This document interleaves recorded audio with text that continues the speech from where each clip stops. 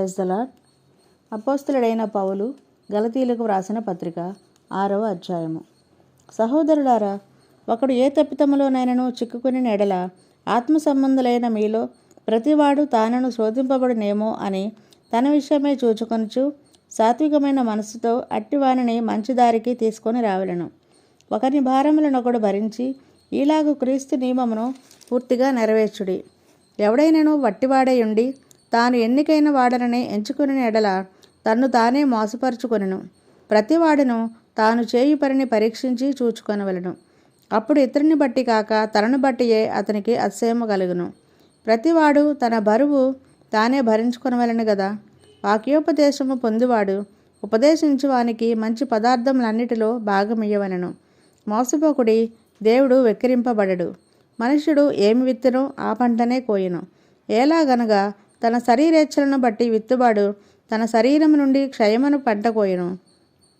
ఆత్మను బట్టి విత్తువాడు ఆత్మ నుండి నిత్య జీవమును పంట కోయును. మనము మేలు చేయుట యందు విసుగకయుందము. మనము అలయక మేలు చేసితిమేని తగిన కాలమందు పంట కోతుము. కాబట్టి మనకు సమయం దొరికిన కొలది అందరి ఎడలను, విశేషముగా విశ్వాస గృహమునకు చేరిన వారి ఎడలను మేలు చేయుదుము.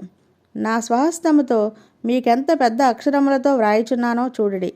శరీర విషయమందు చక్కగా అగపడుగోరువారెవరో వారు తాము క్రీస్తు యొక్క శిలువ విషయమై హింస పొందకుండుటకు మాత్రమే సున్నతి పొందలనని మిమ్మును బలవంతము చేయుచున్నారు.